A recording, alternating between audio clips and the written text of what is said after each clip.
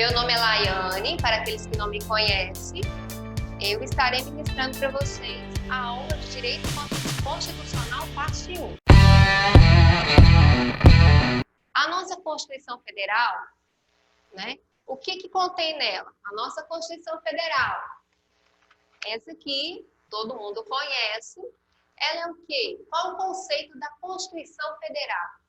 A Constituição Federal ela pode ser considerada um conjunto de normas escritas e também não escritas. Qual é o objetivo da Constituição Federal? O objetivo da Constituição Federal é reger o Estado. Que através da Constituição Federal, o que acontece? Vai acontecer a imposição de alguns limites a esse poder absoluto que é o Estado. Porque se não existir a Constituição Federal, o Estado vai ter um poder extremamente absoluto. Está dando para entender, pessoal, o conceito? O conceito cai? Sim, gente, cai em prova. E muito. Esse é um conceito simples, né? E que cai em prova de concurso, sim. Para aqueles que me conhecem, eu falo o seguinte, não cai não, só despenca em prova. A Constituição Federal, ela pode ser considerada também a lei máxima de um Estado. Ela é a lei maior. Não importa se tem ramificações como direito civil, né? Direito do consumidor, direito penal, não importa. A nossa lei maior é a Constituição Federal. Vocês têm que ter isso em mente. A nossa lei maior, que vai reger o nosso país, a lei suprema, é a Constituição Federal. Tá? E a nossa é de 1988. Essa Constituição Federal, o que acontece? Ela tem que ser elaborada de acordo, né, com o que ela tem que fazer? Ela tem que ser elaborada e moldada de acordo com a imagem e semelhança daquele povo, daquela nação. Então, a nossa Constituição Federal ela foi elaborada de acordo com a nossa sociedade, de acordo com o povo brasileiro, tá? Pessoal, existem algumas classificações dentro da Constituição Federal. Professora, mas por que isso? Porque você precisa saber dessas classificações para poder fazer a sua prova. Sem ela, você não irá conseguir, né, fechar a sua prova do concurso. Que se Deus quiser, vocês irão fazer e irão passar.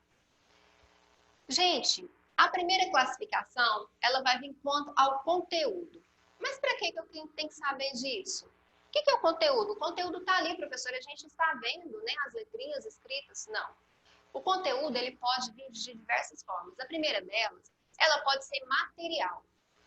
Mas o que é essa questão? E o que é isso, professora? Né? O que é esse conteúdo material? Esse conteúdo material, ele está configurado aqui. Se vocês tiverem a Constituição Federal em mãos, vocês podem abrir, pessoal, lá no sumário. Abriu no sumário, está lá. Vamos lá, Constituição Federal, vem com o preâmbulo, vem com os princípios, vem direitos fundamentais com as garantias. O que é o direito material? É tudo aquilo que trata a Constituição Federal, tá bom? E vem aquelas ramificações, a estrutura do Estado, que vem a organização dos poderes, que vem os direitos e garantias fundamentais. Toda a matéria que trata de direito constitucional. Professor, então é só isso? Quanto ao conteúdo? Só existe o material? Não, não é só isso. Existem também os conteúdos formais. Mas, professoras, formais é aquilo que está escrito. Sim, é tudo aquilo que está escrito, seja matéria constitucional ou não. Mas como assim, professora, se está dentro da Constituição Federal, é matéria, né, constitucional? Não, pessoal, vou dar um exemplo para vocês. Nos slides que a gente encaminhou, tem, né, esse exemplo. Lá no artigo 242, no parágrafo 2º da nossa Constituição Federal, ele irá abordar sobre a questão do Colégio Pedro II, que vai falar assim, o Colégio Pedro II está localizado na cidade do Rio de Janeiro e será mantido na órbita federal. Gente, o que isso tem a ver com matéria constitucional? Nada. Nada mesmo. Porém, já que a matéria não é constitucional, vai entrar em quê? No conteúdo formais. Tá bom? Pessoal, também temos a questão da forma. Ah, mas o que é essa questão da forma? As constituições, ela pode vir de duas formas. Ela pode vir escrita e não escrita. A escrita, quando você pega uma Constituição Federal, que você olha, Vem lá, artigo 1º, artigo 2º. É toda essa codificação. Toda codificação que existe dentro da Constituição Federal é considerada escrita. E a questão quando ela não é escrita? E agora? Olha, a não escrita é aquela questão dos costumes, né? Um exemplo que eu vou dar para vocês, esse ano foi liberado o divórcio em cartório para aqueles casais que têm filhos menores. Gente, só para o estado de Goiás, tá bom? Mas é só um exemplo para vocês gravarem. Ah, mas é só casal chegar lá e fazer o divórcio? Não é bem assim. Porque a nossa legislação fala que a pessoa que possui filhos menores só pode vir a divorciar no judiciário. Mas como os nossos costumes têm modificado, o que acontece? A nossa legislação tem que estar progredindo, tem que seguir esses costumes. O que aconteceu? Aquela pessoa que quer se divorciar tem 2 crianças menores. O que ela irá fazer? Irá acionar o judiciário para questão de pensão alimentícia, né? O papai e a mamãe vai entrar em acordo, pedir para o juiz homologar aquela questão da pensão, da visita e da guarda, e o divórcio pode ser homologado em cartório. Gente, isso é algo novo. Pode vir a cair em prova? Com certeza. Porque é algo que modificou agora. Isso aqui pode ser classificado como não escrita, né? Deu para entender certinho? Qualquer dúvida vocês podem estar perguntando, tá bom? Irei continuar. Gente, quanto à origem, outra classificação da Constituição Federal. Quanto à origem dela. A origem, ela pode ser democrática ou promulgada e outorgada. O que é isso, democrática? Gente, democrática significa o quê? Que houve a participação do povo. O povo foi lá, por meio do seu voto, né, concedeu a sua participação. A outorgada, negativa. Isso é fruto do autoritarismo.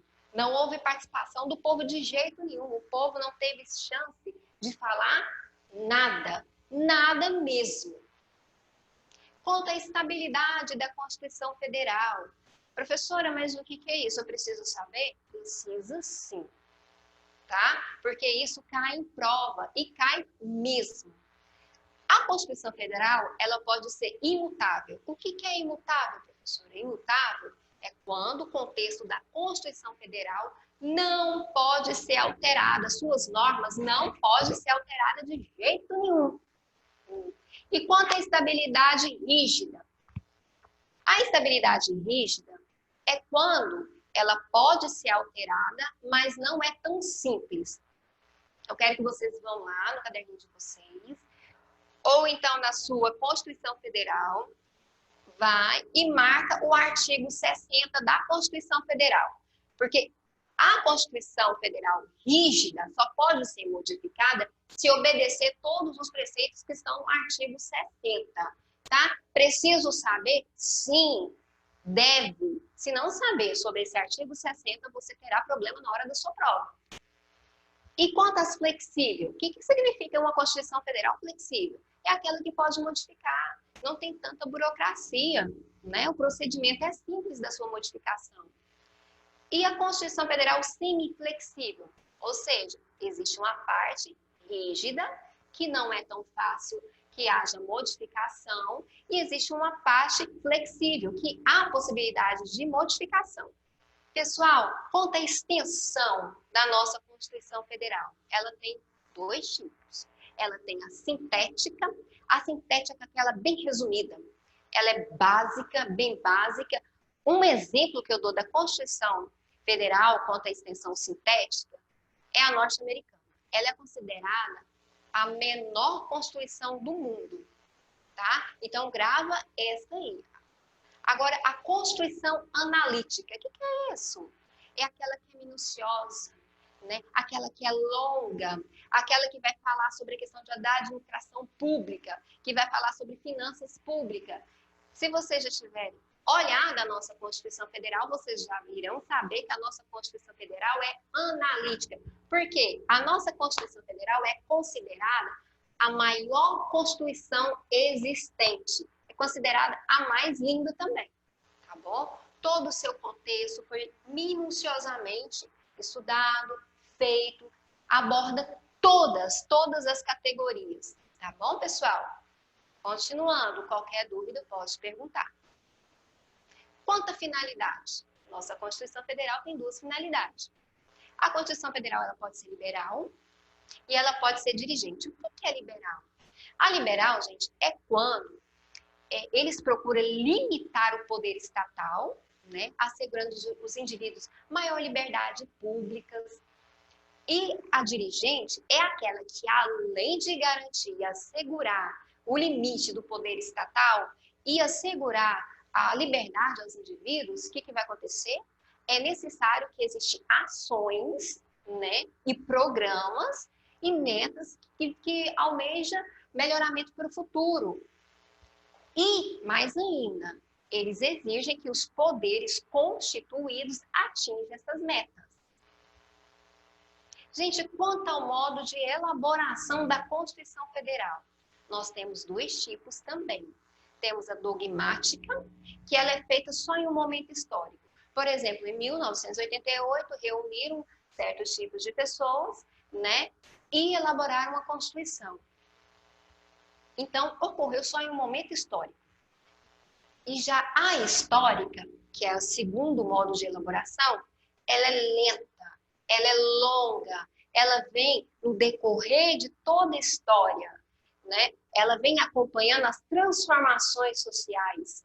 Isso aí, ela é considerada uma Constituição costumeira. Como eu falei para vocês que esse ano nós tivemos essa modificação do divórcio, então cada modificação que existir no decorrer dos anos, essa Constituição histórica, ela irá se moldando, tá?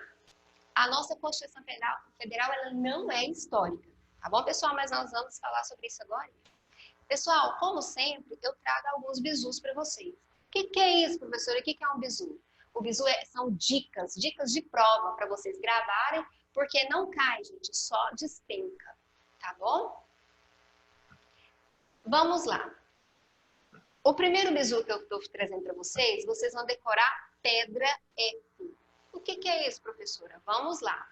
P de promulgada, E de escrita, D de dogmática, R de rígida, A de analítica e F de formal.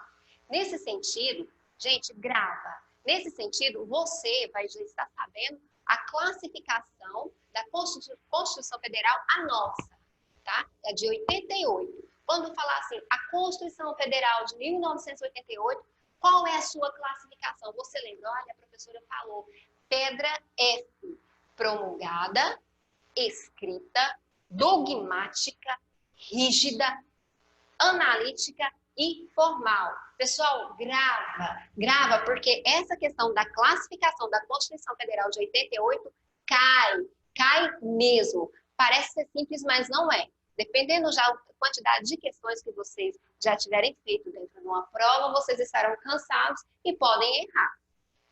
Continuando o nosso material, nós iremos estar falando sobre os princípios fundamentais. Gente, esses princípios fundamentais, eu quero que vocês peguem a Constituição Federal de vocês, espero que vocês tenham a Constituição Federal, tá bom? Ou então vocês irão pegar o lápis, né, e no caderninho de anotações de vocês, irá marcar do artigo 1º ao artigo 4º. Vai lá, marca, pessoal, vai lá, marca artigo 1º ao artigo 4º da nossa Constituição Federal.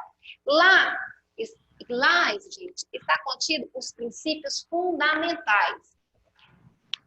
O artigo 1º, pessoal, abre lá a Constituição Federal de vocês. O artigo 1º, o que ele fala? A República Federativa do Brasil, formada pela união indissolúvel dos estados e município e do Distrito Federal, constitui-se em Estado democrático de direito e tem como fundamentos Presta atenção só nesse artigo primeiro. Eu vou estar lendo ele aqui com vocês e depois eu irei estar destrinchando, irei estar explicando ponto a ponto. Mas eu preciso que vocês peguem a Constituição Federal de vocês e estejam acompanhando. Lá no inciso primeiro fala o seguinte: a soberania. O segundo vai falar sobre a cidadania. O terceiro vai falar sobre a dignidade da pessoa humana. O quarto vai falar os valores sociais do trabalho e de livre iniciativa. O quinto vai falar sobre o pluralismo político. Agora, pessoal, deixa a Constituição Federal de vocês um pouquinho do ladinho e venha comigo. Os princípios fundamentais que nós estamos começando a trabalhar agora, o primeiro, vem lá o seguinte, lá no inciso primeiro está falando soberania. Essa soberania, ela se apresenta de duas formas. Duas formas. Professora, mas como? Vamos lá. Olha novamente para a sua Constituição Federal. Vai lá no artigo 1º. O que ele fala lá no artigo 1º? A República Federativa do Brasil. O que é a República Federativa do Brasil? É o poder supremo. Aí aparece a primeira forma, né, de soberania. O poder supremo, que é a República Federativa do Brasil. Professora, eu preciso saber disso? Sim. Cai em prova? Não, só despenca. E vai apresentar também como limites territoriais. Professora, onde tem isso aqui no artigo 1º? Vou mostrar para vocês. Vamos lá, gente. Precisa anotar? Sim, pega a sua canetinha, vai lá no artigo 1º, onde que fala República Federativa do Brasil. Risca, faz uma setinha e coloca poder soberano. Em relação aos limites territoriais. Então, quando fala o seguinte, constitui-se em Estado democrático de direito. Vamos lá. Estado, município e o Distrito Federal.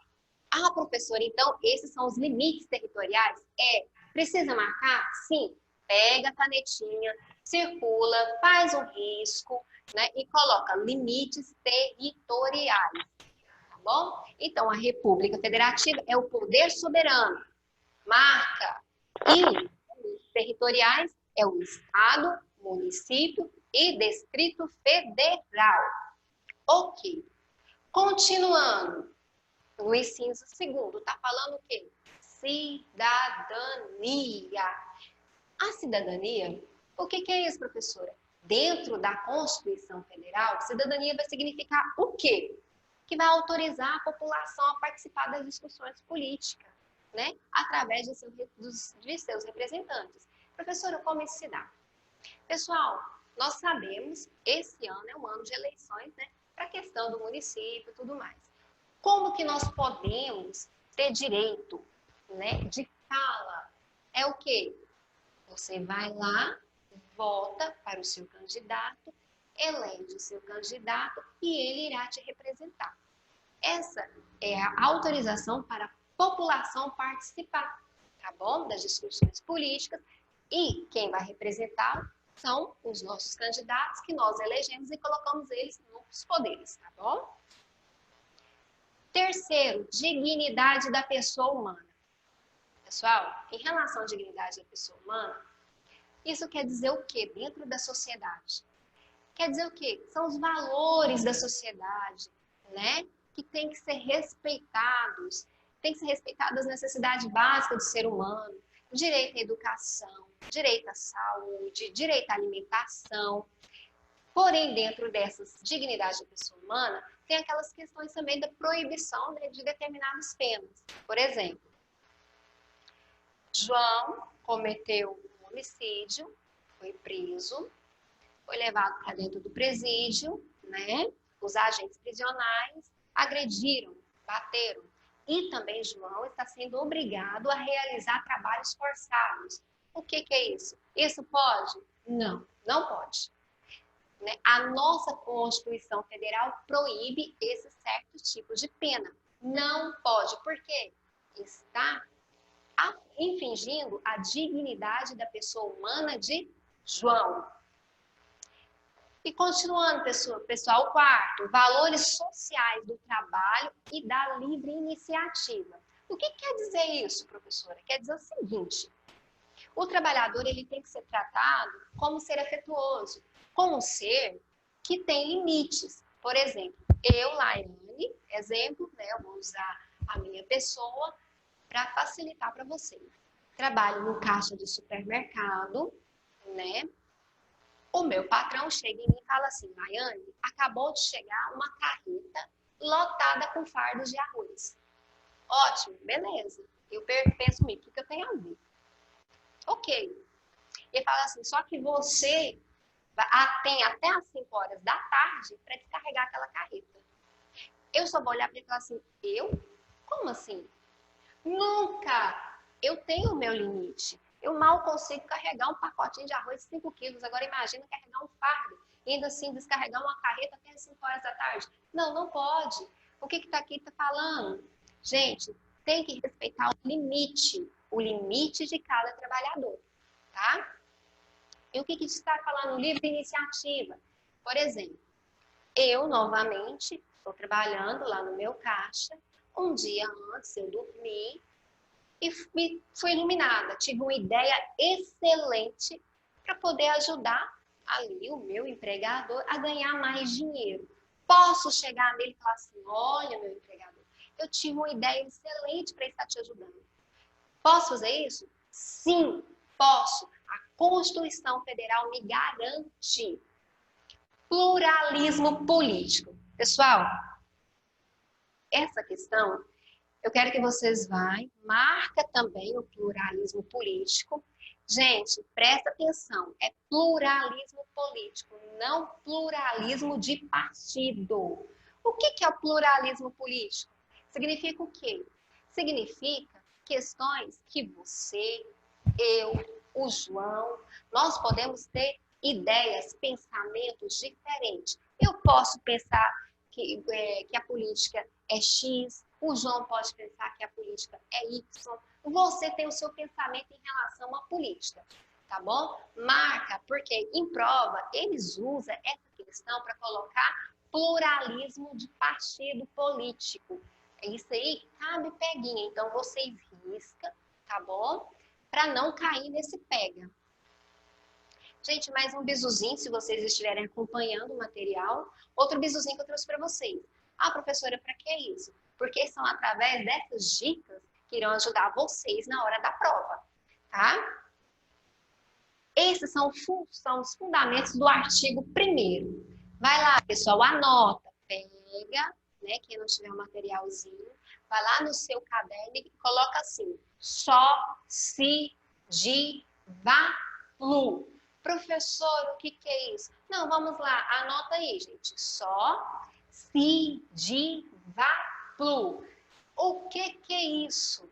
Vamos lá. Soberania, cidadania, dignidade da pessoa humana, valores sociais do trabalho, da livre iniciativa e pluralismo político. Vamos lá novamente, pessoal. Lembrando, só, se, de, vá, plu. É necessário vocês terem isso em mente. Isso, professora, isso ajuda? Ajuda. Ajuda e muito. Soberania, como que eu falei para vocês? Soberania. Quem é que tem a soberania? República Federativa do Brasil. Falei assim, pessoal, anota, vai lá no artigo 1º e anota, risca República Federativa do Brasil, né? Os estados não têm, tá bom? Estado não tem soberania. C, cidadania. Gente, em relação à cidadania, no material de vocês, eu coloquei a Lei 4.715 de 75. Por quê, professora? De acordo com ela, cidadão é aqueles que estão em gozo com seus direitos políticos.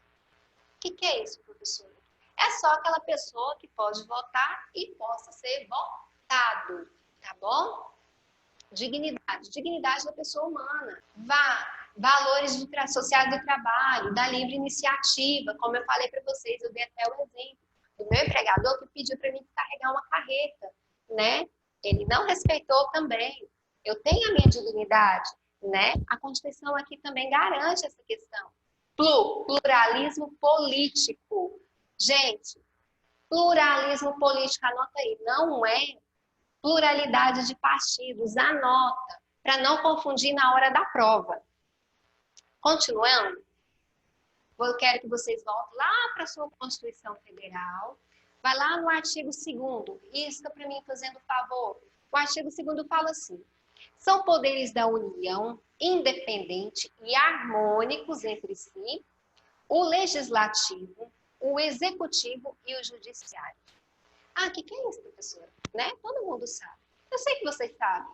Mas só que na prova não irá estar falando assim, poderes legislativo, executivo e judiciário. Não. Na prova vai vir falando assim, a tripartição dos poderes. Se vocês nunca tiverem ouvido falar em tripartição de poderes, vocês não saberão o que é poderes legislativo, executivo e judiciário. Eu coloquei para vocês no material, né, uma figura que fala o que é o poder legislativo, pessoal? É aquele que irá elaborar as leis. E o que é o poder judiciário? Né? Aquele que irá aplicar as leis. E o que é o executivo? Executivo, gente, é aquele que irá administrar as leis. Ah, professora, mas isso é tão simples. É, só que na hora da prova jogar uma tripartição dos poderes e você não vai saber nem como fazer. Aí você irá perder uma questão por não conhecer, né? Por falta de informação. Continuando, gente, lá no artigo 3º, o artigo 3º, ele irá trazer objetivos os quais a nação brasileira deve perseguir. Esses objetivos, eles são extremamente autoexplicativos, tá bom? Mas, porém, irei estar analisando eles com vocês. Fala assim, no artigo 3º, né? Eu vou ler aqui para vocês. Constitui objetivos fundamentais da República Federativa do Brasil. Inciso 1º, construir uma sociedade livre, justa e solidária. O que significa isso? Gente, o objetivo da nossa nação é o quê? É construir uma sociedade livre, né? Onde todos tenham o direito de ir e vir, onde todos tenham o direito de se expressar. Justa. O que é justa? Justa para todo mundo, onde não existe a desigualdade. Solidária. Solidária é o quê, gente? Onde um Estado possa estender a mão para o outro no momento, né, de aflição. Isso é o que preconiza o artigo 3º, o inciso 1º. O segundo é o seguinte, garantir o desenvolvimento nacional. O que significa isso? Todos nós, todos os estados, eles têm a obrigação de garantir o desenvolvimento nacional, seja econômico, seja social, tudo é obrigação, tá? E o Estado, nós somos componente dos estados, então você, eu, nós temos obrigação também de garantir esse desenvolvimento. Continuando, erradicar a pobreza e a marginalização e reduzir as desigualdades sociais e regionais. Ah, professora, né? O que é isso? Um dos objetivos que está preconizado aqui nesse artigo é que não exista pobreza. É tudo que existe hoje aqui, né? Ultimamente, a pobreza, a economia está cada vez pior, né? E complicando cada vez mais a vida de muitos. Marginalização. Pessoal, está preconizando aqui que não é para haver marginalização, é para poder erradicar, acabar com isso. Reduzir as desigualdades sociais. Não é para poder existir aquela questão rico, pobre. Não, não é para existir. Está aqui, está na Constituição Federal, no artigo 3º. Promover o bem-estar de todos, sem preconceito de origem, de raça, sexo, cor, idade ou qualquer outra forma de descriminalização. O que é isso? Não importa se eu sou brasileira, se ele é japonês, se aquele ali é chinês. Não é para haver descriminalização. Por exemplo, se vier uma pessoa lá dos Estados Unidos para cá, aquela pessoa ela não pode sofrer, né, nenhum tipo de descriminalização Porque ele não é brasileiro. Está aqui no artigo aqui 3º, tá? Está aqui elencado nos objetivos do artigo 3º. Gente, é um bizuzinho fortinho para vocês novamente. Pega, anota, tá bom? Aqueles que não estão com os slides, anota ali, ó, na folhinha de papel. Anota aí, gente, CONGA-R-PRO. O que é isso? CONGA-R-PRO são os objetivos do artigo 3º. Professor, o que é isso? Com essas palavrinhas, você irá lembrar do que está falando dos objetivos. O que é CON? Construir uma sociedade livre, justa e solidária. Segundo, o G, garantir o desenvolvimento nacional. PRO, promover o bem-estar de todos. O R, erradicar a pobreza e a marginalização e reduzir a desigualdade social. PRO, promover, que eu já falei para vocês, promover o bem-estar de todos. Pessoal, continuando, lá no artigo 4º, eu espero que vocês estejam acompanhando na Constituição Federal de vocês, ele irá enfatizar alguns pontos a serem utilizados nas relações do Brasil com outros países, nas relações internacionais.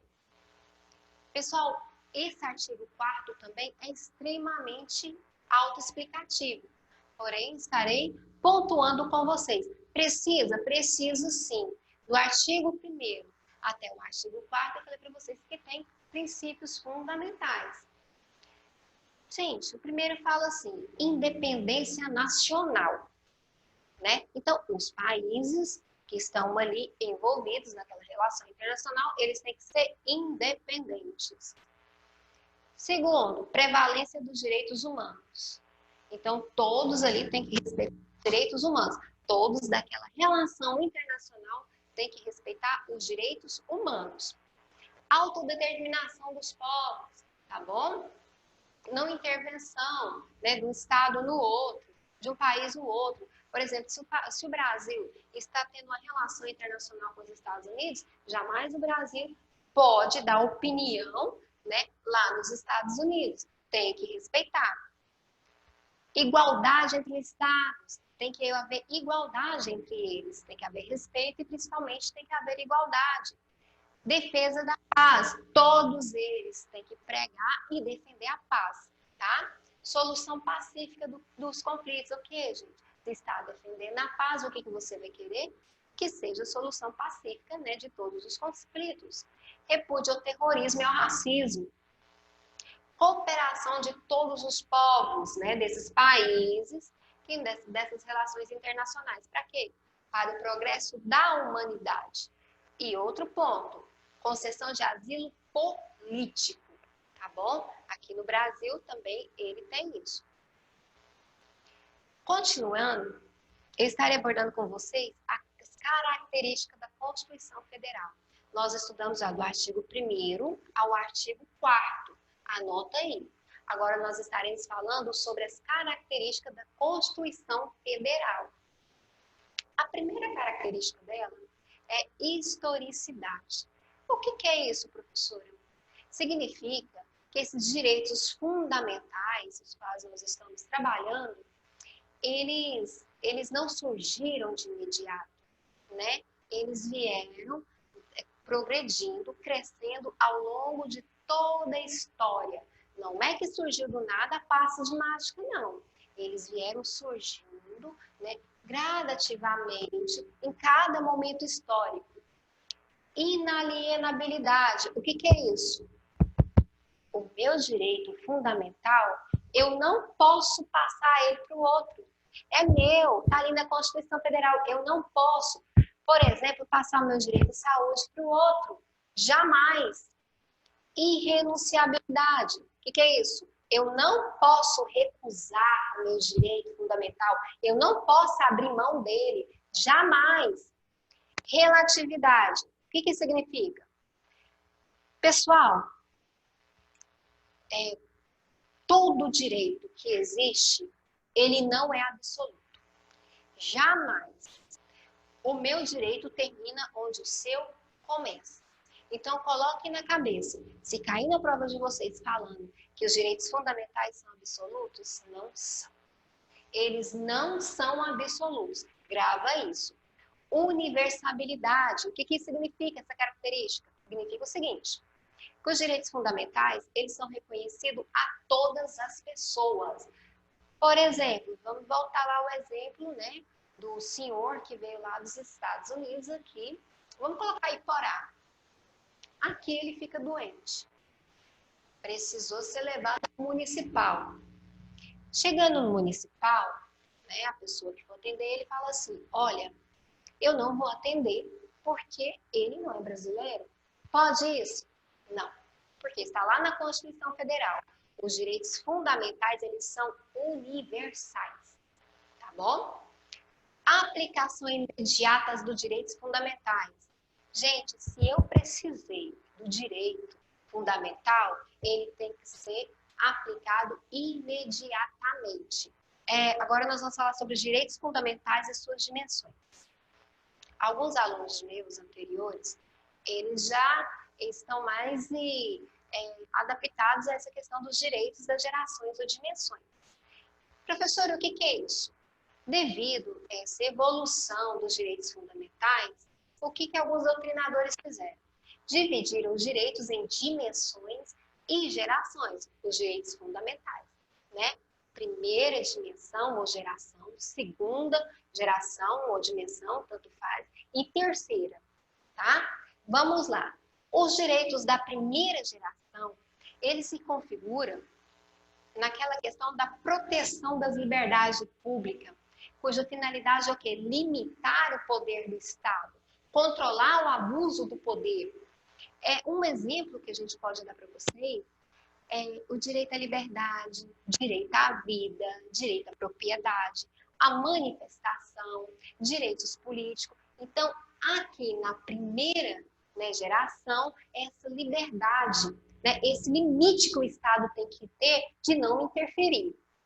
A segunda geração ou dimensão, que pode vir na sua prova, geração ou dimensão, já vai ser diferente da primeira. O que vai acontecer? Aqui, eles irão aclamar a participação positiva do Estado. Como assim, professor? No outro, eles já querem que o Estado não intervenha. Agora, eles já querem que o Estado participe? Sim. Mas vai participar em quê, pessoal? Em direitos sociais, né? O Estado tem o dever de garantir saúde a todos, garantir educação a todos, né? Aqui vai configurar o direito da igualdade. Podemos mencionar direito à saúde, direito ao trabalho, direito à educação, ou seja, tudo isso é igual a direitos da igualdade.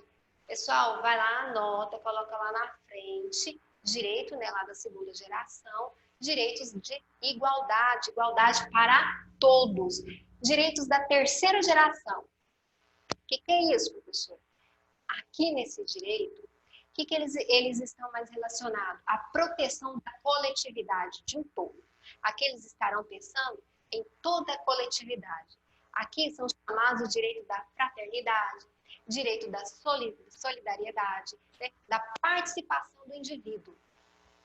Nós podemos mencionar aqui sobre a questão do meio ambiente ecologicamente correto, né, e equilibrado, o direito do consumidor, é aquele direito que está envolvendo todos, né, toda uma coletividade. Pessoal, eu quero que vocês tenham bastante atenção agora. Nós falamos da primeira geração, segunda geração e terceira geração. Agora eu quero que vocês tenham bastante atenção nesse ponto agora. Eu falei para vocês que tem direito primeira geração, segunda e terceira. Para alguns doutrinadores, ainda existe a quarta e a quinta geração. Professora, eu preciso saber disso? Vai cair em prova? Não, só vai despencar. Se você não tiver noção, você não irá conseguir fazer sua prova. O que é isso, professora? Direito da quarta e quinta geração? Porque alguns doutrinadores acreditam neles. Então, para muitos ainda existe quarta e quinta geração. Por que eles não estão ali naquele rol que o senhor apresentou? Por que os dois estão separados? Então, porque os doutrinadores, eles não concordaram, né, nesse ponto do direito da quarta e quinta geração. Houve uma divergência entre eles no significado do direito da quarta e quinta geração. O direito da quarta geração, para muitos, vamos colocar o seguinte, os doutrinadores A acreditavam que aqueles direitos que vai falar da biogenética, né? Células tronco, da engenharia da genética, os doutrinadores A. Os doutrinadores B já acreditavam que o direito da quarta geração era aquela globalização política. Então, houve duas correntes doutrinárias dentro da quarta geração. Uns defendiam a questão da biogenética, engenharia genética, ou seja, direito da informação. Ok. E já para os doutrinadores, a quarta geração era aquele que estava configurado na globalização política. E o direito da quinta geração? Gente, para alguns doutrinadores, é a evolução da cibernética, da internet, da realidade virtual. E já para os outros doutrinadores, eles consideram o direito da quinta geração como o direito à paz. Professora, se existe divergência, pode cair em prova? Sim, pode cair. Pode cair como direito à paz e também pode cair como direito da quinta geração, como evolução da realidade virtual, evolução da tecnologia, evolução da cibernética. Então, vocês precisam saber tanto da quarta e quinta geração e precisam saber que houve uma divergência doutrinária em relação aos mesmos. Pessoal, novamente, eu trouxe um bizuzinho para vocês estar sempre memorizando para facilitar. É complexo? É simples, mas precisa de uma certa atenção. O direito da primeira geração, vocês podem associar à questão da liberdade, né? Primeira geração é igual à liberdade. O da segunda geração é o direito da igualdade, então associa. Segunda geração associa à igualdade. O da terceira geração, vocês podem associar à solidariedade, à fraternidade, né? Ao ambiente ecologicamente correto. Quarta geração, professora, isso aí ficou meio complicado, né? Porque teve divergência. Então, vocês podem associar informação, né? E globalização política. E da quinta geração? Ah, professora do céu, e agora? Bom, evolução da cibernética, da tecnologia, né, da informática e, para outros doutrinadores, o quê? Direito à paz. Continuando, pessoal, vamos voltar para a nossa Constituição Federal, né? Nós estaremos adentrando agora o artigo 5º. O que eu vou pedir para vocês? Em relação a esse artigo 5º, eu quero que vocês, depois em casa, leia ele todo. Porque na próxima aula, o que eu irei fazer? Vocês perceberam que o artigo 5º é extremamente longo. Porém, cai. E muito, gente, cai muito em prova. É a queridinha das bancas, esse artigo 5º. Tá bom? Eu irei pautar os pontos principais do artigo 5º com vocês. Mas eu preciso que vocês leiam ele todo. Todo, não é só alguns não, pessoal. É ler tudo. Tudo para a próxima aula. Gente, os direitos individuais e coletivos, eles são no artigo 5º. Mas também existem alguns princípios dentro do artigo 5º. E eu estarei trabalhando eles com vocês.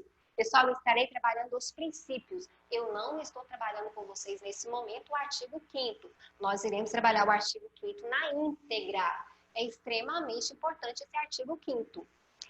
O primeiro princípio que encontra dentro do artigo 5º é o princípio da isonomia. O que é isso, professora? O que é isonomia? Isonomia é igualdade, né? Dentro desse princípio existe o formal e o material. Ah, professora, o que é isso? Vem o formal e o material. Sim, e é bom vocês prestarem atenção nesse ponto, porque cai em prova que é uma beleza. O formal, gente, é tudo que está escrito, né? O que vem na Constituição Federal. E o material? Material, vamos lá, o seguinte, eu acredito que vocês já ouviram falar assim, tratar os iguais como iguais e os desiguais de acordo com as suas desigualdades. Ah, professora, eu já ouvi, mas eu não entendi nada. Ok, eu vou explicar para vocês. Vou dar um exemplo. No material de vocês tem esse exemplo. Licença maternidade com licença paternidade. Pessoal, quem vai carregar o bebê por 9 meses? Quem é que vai ter que dar à luz? A mamãe. Então, a licença maternidade dela será de 4 meses, será mais longa do que o do papai. Porque ela que irá amamentar, ela precisa de um período para, né, voltar ao normal, para o seu organismo voltar ao normal. Então, é o seguinte, aí já houve tratar os desiguais de acordo com as suas desigualdades. Está configurado dentro do direito material. Serviço militar. Serviço militar para homem, né? Eu acredito que daqui a uns tempos também a mulher poderá prestar serviço militar, mas por enquanto é para o homem. Cotas nos editais para negros. Por quê, professora? Gente, porque está tratando os iguais, né? De acordo com suas igualdades e os desiguais de acordo com as suas desigualdades. E nos editais de concurso também vem aquelas vagas destinadas para pessoas portadoras de alguma deficiência. Vamos lá, vamos destrinchar isso, porque, gente, é extremamente importante. Eu quero que vocês vão lá, vai lá no caderninho de vocês e coloca assim, chamadas afirmativas. Ah, professora, o que é isso? Isso está dentro do princípio da isonomia, né? Lá no material. O que é chamadas afirmativas? Pessoal, são aquelas medidas que devem ser adotadas por um certo lapso temporal para poder amenizar, né? Ou fazer cessar algumas diferenças históricas. Exemplo, vamos lá. O nosso país, ele enfrentou um processo, né, por um longo período de escravidão. O que aconteceu? O negro, ele foi escravizado, ele passou por tudo quanto é tipo de humilhação. Então, de acordo com essas chamadas afirmativas e essas cotas e editais para negro, é para poder amenizar essas chamadas afirmativas, é poder amenizar esse sofrimento. Porque, de acordo com doutrinadores, para o negro é mais difícil ele conseguir um emprego, ele conseguir uma vaga em uma instituição federal, e toda essa questão. Então, um exemplo dessas chamadas afirmativas está prevista no Estatuto da Igualdade Racial. Eu trouxe para vocês que é a Lei 12.288 de 2010. É uma lei, pode ser considerada nova, tá bom? Então, depois, se vocês tiverem curiosidade, dá uma olhadinha lá nessa lei. E depois anotem também para mim, pessoal, discriminação positiva.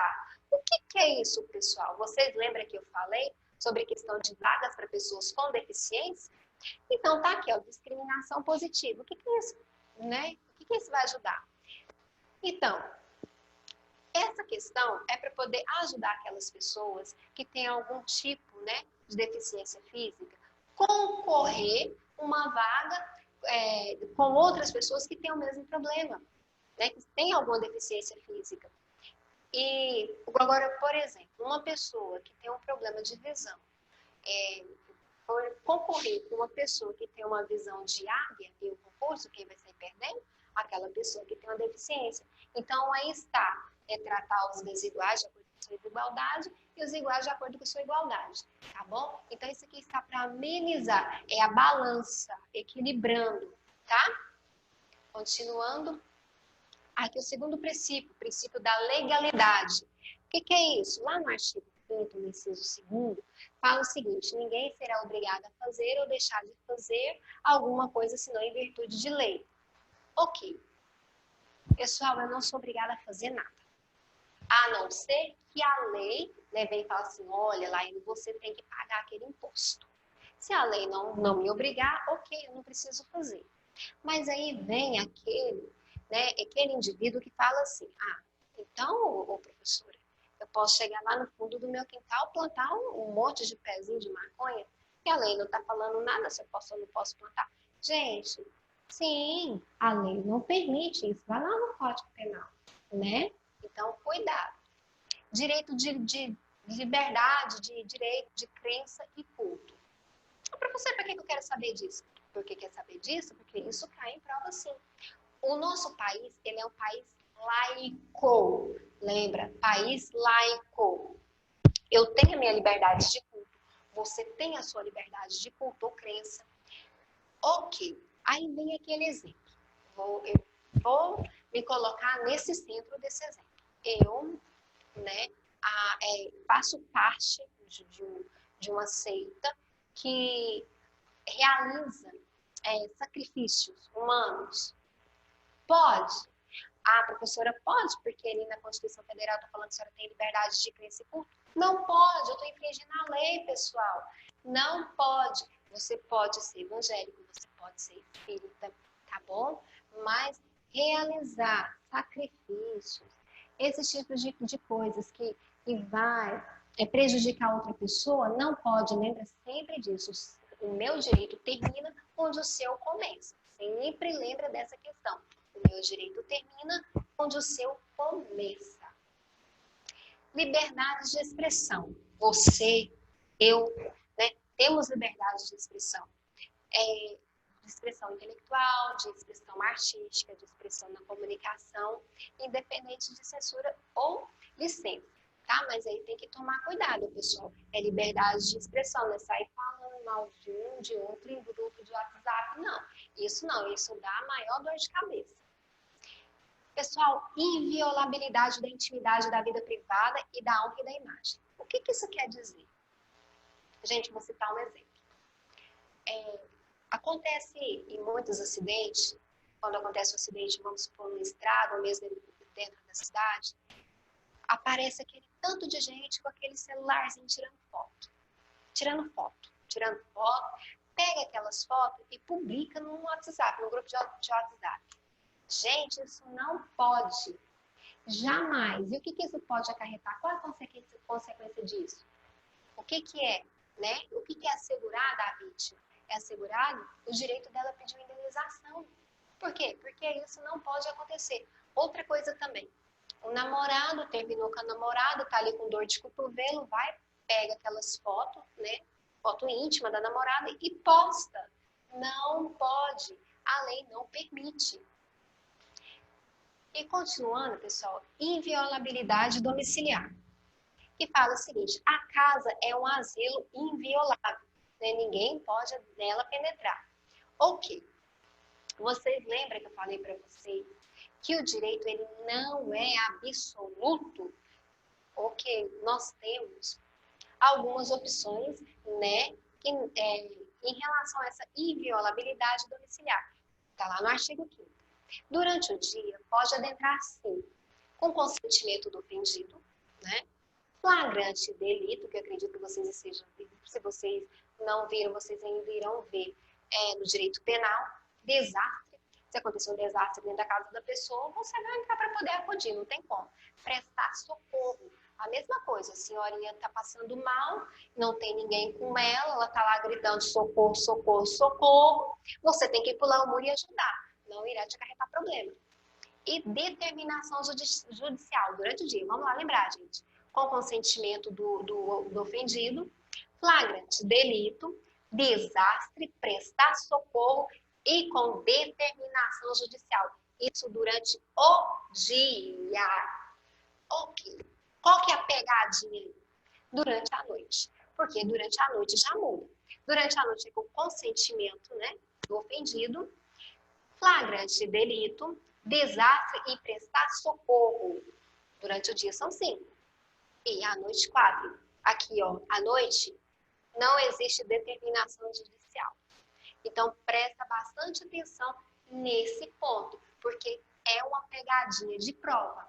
Durante o dia, com consentimento do ofendido, flagrante delito, né, desastre, prestar socorro e determinação judicial. Noite, consentimento do ofendido, flagrante delito, desastre e prestar socorro. Grava. Durante o dia é 5, à noite é só 4.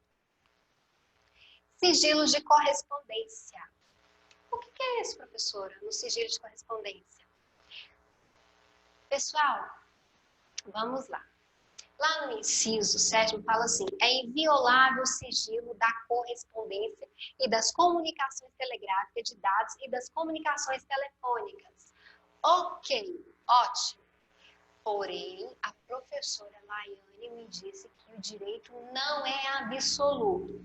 Certinho, você está extremamente certo. Por esse motivo, que o direito ele não é absoluto, vem aqui comigo. Em relação às comunicações telefônicas, né, elas podem ser violadas. Elas podem, pessoal. Porém, apenas com ordem judicial. Como assim, professora? Sim, ordem judicial, investigação criminal ou em instrução do processual penal.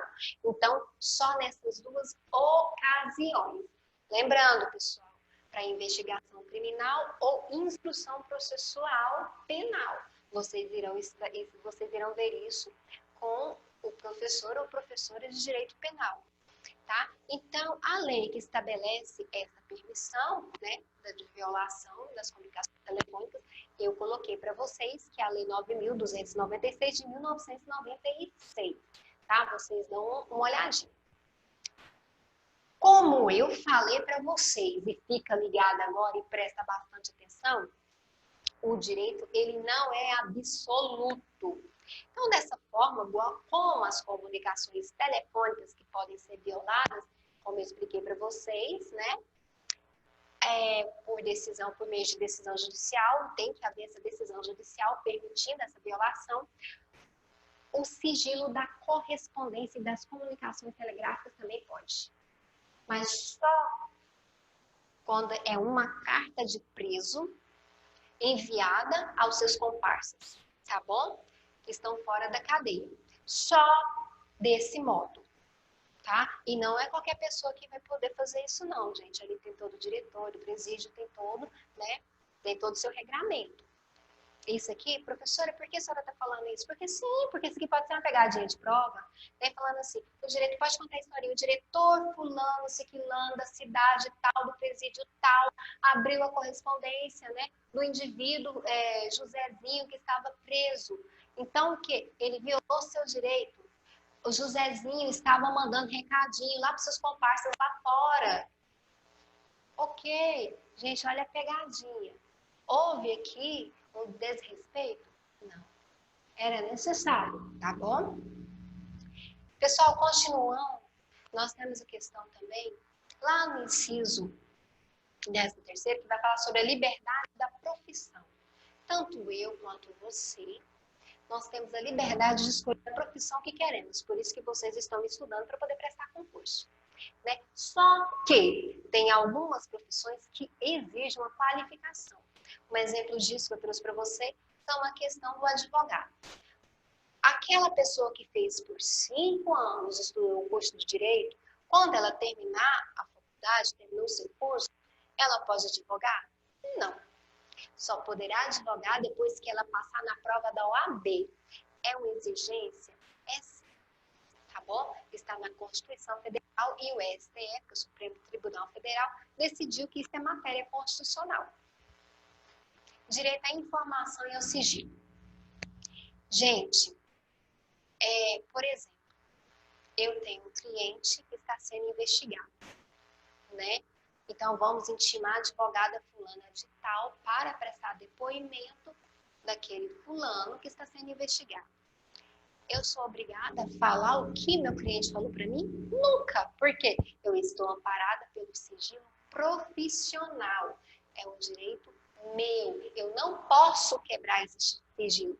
É como um psicólogo, um psiquiatra, que você vai nele, conta os seus problemas, conta as suas emoções mais íntimas, né?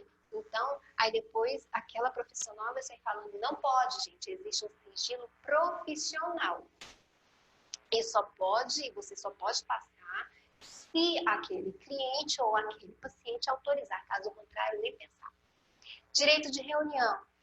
Pessoal, todo tem direito à reunião. Porém, é o seguinte, presta atenção nessa questão. Está lá no artigo 5º, no inciso 16, verso 6. Por quê? Eu estou pedindo para vocês prestar atenção nisso. Muitas provas falam o seguinte, para você fazer uma reunião, um exemplo, um culto na praça, você precisa ir lá no prefeito pedir autorização.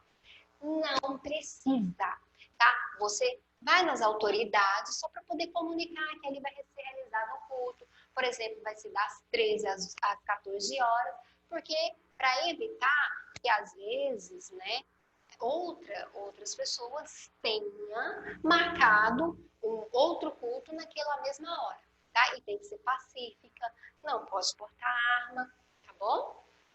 Princípio do contraditório e da ampla defesa. O que que isso significa? O princípio do contraditório e da ampla defesa. Por exemplo, eu, Laiane, estou processando o João, né? Devido a um acidente de trânsito. Estou processando o João por causa disso. Porém, fui lá, fiz sua ação, protocolei no judiciário, ok, tá bonitinho, protocolado. O que vai acontecer agora? O juiz vai pegar aquela ação, vai ler. Laiane, fulana de tal, está processando o João devido a um acidente de trânsito. O que ele vai colocar? Intima-se o requerido para que manifeste no processo. Ok, o que é isso? Isso está aqui, ó, o princípio do contraditório e da ampla defesa. O Joãozinho, ele tem o direito de se defender de tudo aquilo que eu aleguei naquela petição. Eu aleguei que ele estava bêbado, que ele bateu na traseira do meu carro. Então, o Joãozinho tem o direito, ele tem o direito e dever de quê? De realizar a sua defesa, dele ir lá e negar tudo aquilo, ou então ele concordar. Olha, senhor juiz, realmente eu bebi, realmente o que ela está pedindo é justo e eu irei pagar. Tá? E também ele tem o direito de falar assim, não, quem estava bêbada, quem bebeu, foi ela, não fui eu. Ok? Gente, eu preciso que vocês estejam afiadíssimos, tá bom? Porque a aula que vem, o que eu irei pegar? Eu irei pegar a Constituição Federal e irei trabalhar com vocês os principais artigos. Que principais artigos são esses, professor? Aqueles que despenca em prova de concurso, tá? Mas para isso eu preciso que vocês estejam afiados no artigo 5º. Gente, muito obrigada, foi um prazer estar aqui hoje com vocês e até a próxima.